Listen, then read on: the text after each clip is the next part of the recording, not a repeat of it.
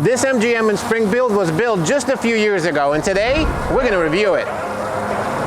So my friends called me the other day and they're like, you want to go to a casino? And I'm like, ooh, casino. Pretty exciting, of course. Now, this isn't my first rodeo. I've been to tons of different casinos. So I say, are we going to Connecticut, to Foxwoods or Mohegan?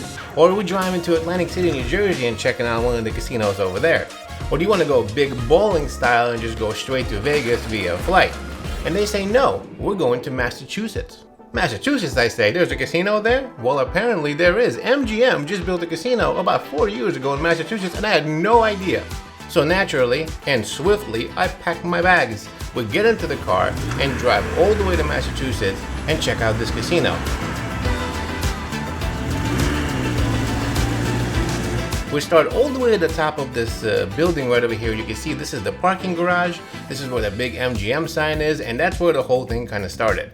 Now we check out the place and go straight inside, and unfortunately run into a big problem kind of right away, to be honest with you. We got there like around 2 o'clock, I believe, 2 p.m., maybe 2:10, somewhere around there.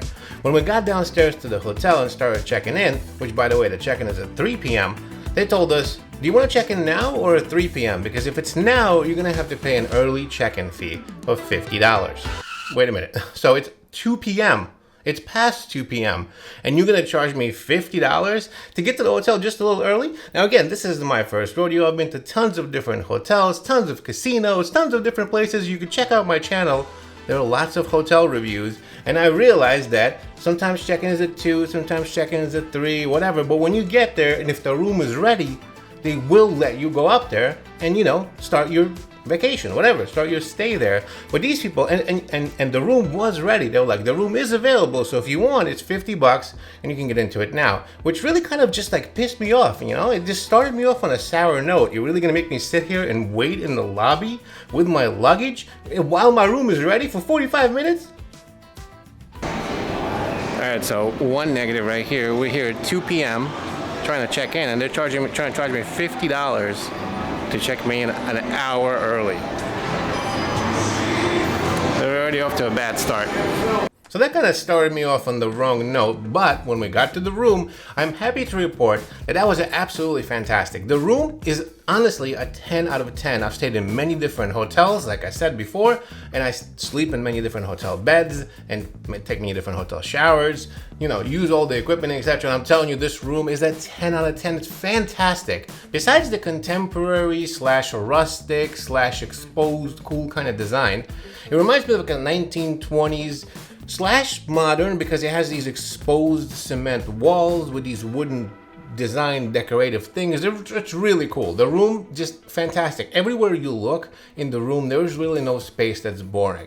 Everything is designed and decorated. It has this huge wall, as you can see right here, with books and paintings and lighting that you can check out as well. The shower and the bed are my two favorite things in the room. Now, the bed itself, honestly, 10 out of 10. The most comfortable bed that I've ever, probably the top 5 most comfortable beds I've ever slept on. This hotel is gonna be one of them, for sure. I wish I could take the mattress with me. It was fabulous. Now, the actual shower itself, also the next fabulous thing. The shower head, the pressure, it was clean, it was fantastic. The way it was designed, everything about it. I love that shower. I didn't want to get out of the shower. It was just so good. The bathroom itself, the way it's designed and everything about it is really good. There's a nice closet there with a bunch of stuff that you might need. So the room itself really honestly provides everything you need. It's big, it's got a nice comfortable bed. Everything's just fantastic, 10 out of 10.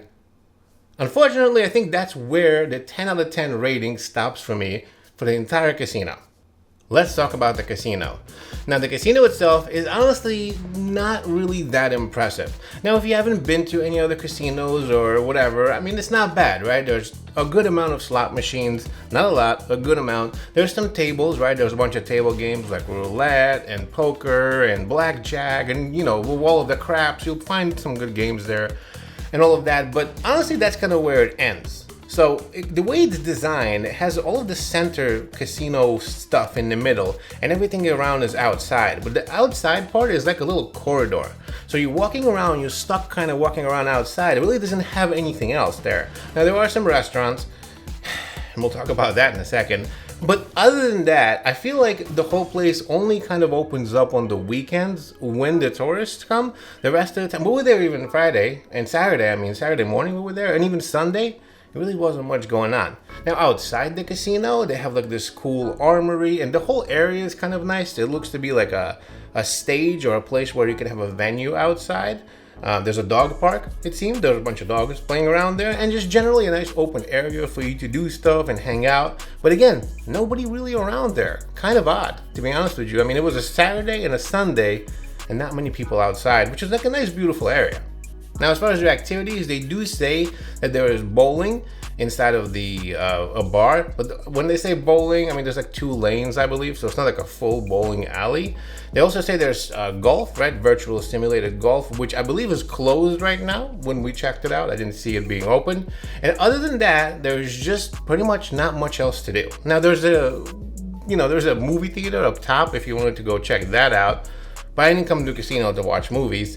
And if you're not into all of that, there's a variety of different bars and places like that so you can have a drink. But other than that, it was kind of, to be honest with you, the design of this whole thing really wasn't done well. The thing that kind of was really annoying was the security guards. Now, normally, again, I've been to many different casinos, many different hotels. Whenever you get to the casino and you're trying to get to the casino floor, you never have these security guards standing there and checking everybody. At this hotel, you do, which presents many different problems. First of all, I'll be honest with you, just personally, the security guards were really just out of control, turned all the way up to 10. I mean, they started asking me ridiculous questions. I mean, first of all, I had the camera with me, which was turned off, pointed down with the cap on. So, second bad start. I just took my camera out, and the security guard there behind me is telling me that I can't film the casino. I'm not filming the casino. I've been to Vegas how many times? And in fact, we were just in Atlantic City, and I was walking around with this big beast right here, and no one even looked at me the wrong way. I don't know. And they started asking me questions like where I'm coming from, where I'm going. They were, besides like a cavity search, they pretty much tried everything they could with me. And this was like for me to walk onto the casino floor. They ask and scan your ID, a bunch of other stuff. It's really weird, which made me big question where I was. There were a few police officers over there, so I walked over to them and I said, "Excuse me, I was wondering if this area is safe and etc." Because why would they be so aggressive? Apparently not. So they check your bags, they check your ID, they check all of this stuff, and that creates a nice big line for you to wait on before you can walk onto a casino floor every time you walk on and off of it. So it's really annoying, to be honest with you, every time, which is a big negative. So I definitely take points off right there. Now let's talk about the dining. The food, oh good lord, let's talk about the food. So, what can I say about the food? I'm honestly not the kind of person that makes negative reviews. This isn't, but I have no choice here. The food is absolutely terrible. There are a few restaurants right on site. One of them is the Chandler Steakhouse. We did not end up going to that one. It looks super high end. It has some steaks, scallops, things like that, but I really wasn't into it, so we didn't end up going there. We skipped that one, but we did go to the on-site Italian restaurant. This place was called Costa, and honestly, it was probably one of the worst places I've ever eaten in my life, and I paid a pretty good amount of money for it. So, when we walk up to the restaurant, it's supposed to be Italian. If you look at the menu, it has a really light menu, some, general appetizers, and there's like 3 different pastas and 3 different types of pizzas that are on the menu, and a few different desserts. Of course, they have a full bar as well, so if you want sangrias and etc., you could definitely get those. Now, as soon as we walk up and ask for a table, the hostess, she looks around. She's like, yeah, there's gonna be a wait. So I look, there's 4 tables that are seated. The whole restaurant is completely wide open. There's nobody around. 4 tables are seated. She's like, there's gonna be a wait. Okay, what's the wait gonna be? She said 40 to 45 minutes. 4 tables. Okay, fine, we'll wait. So we waited, right? We came back 45 minutes later. We get seated. And I mean, when we actually get the food, I'll be honest with you, it was just, terrible. So take a look for yourself. There was a few things that we ordered, but one of them was the meatball pasta. Now the meatballs themselves, as you can see when you open them, they're completely undercooked in certain areas, right? They're overcooked in some and undercooked in others. It's a clear sign that these meatballs were microwaved and not cooked right there, right? The pasta itself was terrible. Everything else, I got a chicken parm pasta, which was the chicken itself, like as I was biting into the chicken, it was hot on the top but cold in the middle and then hot on the bottom again. So again, clear sign that it was either microwaved or undercooked. It was just terrible. Completely, I would never pay any money. In fact, I would think that they should pay me money to eat that food. Just horrible. So I was waiting 45 minutes, paid like, I mean, insane. I think they were like $25 for a plate, something around there, which was like terrible. I mean, I could cook better food myself.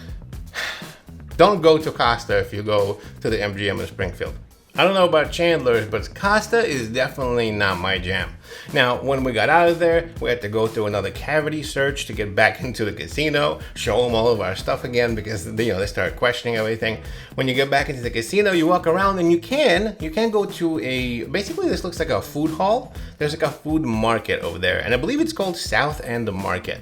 When you go in there, there are several different things that you can get. In the morning, there's like a cafe where they offer like coffee, and again, like they have like a little oven that cooks some food, a couple of muffins. Nothing really that was good, to be honest with you. Okay, if you're starving, you can probably eat there.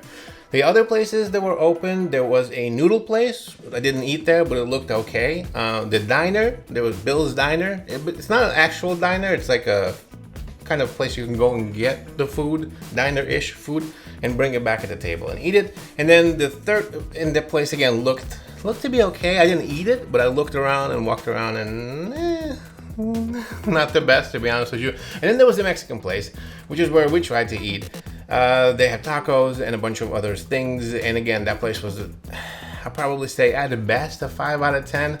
I would maybe even give it less. The tacos were kind of cold, not really that good. The meat was cold and hot in certain situations, even though I did see a grill there, so I guess they did cook it. The flavors weren't good. It just didn't all play together. I really didn't like it. The execution of the food was not really good at the taco place. 5 out of 10, I'd say at best. And the churros that we got, which was the dessert-ish type of thing, that was also probably like a 2 out of 10. So again, not the best place. Now, if you walk outside of the casino, you have Wahlburgers, which is the only saving grace to this entire thing. We ate there the next day for lunch. And of course, that's, a corporate style type of restaurant. If you've been to Wahlburgers before, you expect the same thing, and they do deliver. So that food's actually pretty decent. It's owned by, the Wahlberg brothers, like Mark Wahlberg and team. And it was pretty good. So it's right outside of the casino, probably about a 5-minute walk, and they do, they work with the casino, so you can use your points and etc. A really good place, I'd say, out of all of them. I don't know about Chandler's, but that's probably the place I would pick. Now, there was one more place in there. It was like a lobster roll type of place. It looked pretty okay, but it's like $28 for a lobster roll. And I'm gonna plug a video for you where I've eaten enough lobster rolls to last me a lifetime. I went to Boston and we reviewed the best lobster rolls in Boston. And honestly, I don't know if I can have any more lobster rolls, so I skipped that one as well. That looked okay, but again, $28 for a lobster roll. So in a nutshell, the food really was not good, and I wouldn't eat anywhere except for Wahlburgers. So honestly, that's a big L to the casino. You're supposed to have good food. That's the whole point of a casino. In fact, I'm gonna plug a few videos for you up top, one of them being the Ocean Casino and Resort. And I mean, that place has like, I don't know how many restaurants. There's so many places to eat, and they're actually quite good. This looks to be like a seasonal place that they open up once in a while where you get microwaved meatballs for $22 a plate. Just no, you guys need to up that. That needs to go up for sure. Now the rooms, they were 10 out of 10. I'll be honest with you, the best rooms I've ever slept in. And fantastic. If they could just bring up some of the other stuff in the casino, you'd be good to go. Rooms were great. I give it a 10 out of 10. The casino was generally okay. I'd say a 5 out of 10. There was enough slots, although on Saturday it was kind of busy, so all of the machines were taken. There was a good amount of tables, so if you were going there directly just to play, it was okay. Like, that's probably not bad. If you're just going there to play and you want to do nothing else and just bring your own food, you're good to go. Otherwise, I really wouldn't recommend it. Now, some folks don't have a choice, right? Specifically where they're located, they can't get to Mohegan Sun or Foxwoods all the way on the other side of Connecticut. And, you know, they can't go to Atlantic City either, it's too far. So if that's the case, I understand if that's your only choice. But if you have a choice, this casino is definitely not one of the best. It's not big enough and doesn't have enough stuff. I mean, specifically if you were just here for the casino itself, maybe. But if you're here to do any of the other stuff, it lacks it. And I mean, honestly, just like I said, it feels like a seasonal place that gets put up only for the tourists on the weekends, you know? There isn't really anything else to do. It isn't like any of the other casinos, you know, plug them for you up top so you can check them out. It's definitely something that lacks in a lot of places. So as long as you don't kind of look at the website and set your expectations too high, you should be okay. And like I said, make sure that you plan for the food or bring your own or just be ready for it. Oh, and remember, if you're gonna check in early, the people at the front desk are gonna charge you $50 to get in. So I'd say leave your stuff in the car until 3 p.m. so you can check in at that time. All in all, I give this place about a 5 out of 10, and it's something that I can't really recommend to you unless you really have no other choice. Now, I will be going to a whole bunch of other casinos and comparing them to this one, Atlantic City, Foxwoods, and even Vegas, so make sure to subscribe and stay tuned for that. Thanks so much for watching, and I'll see you in the next video.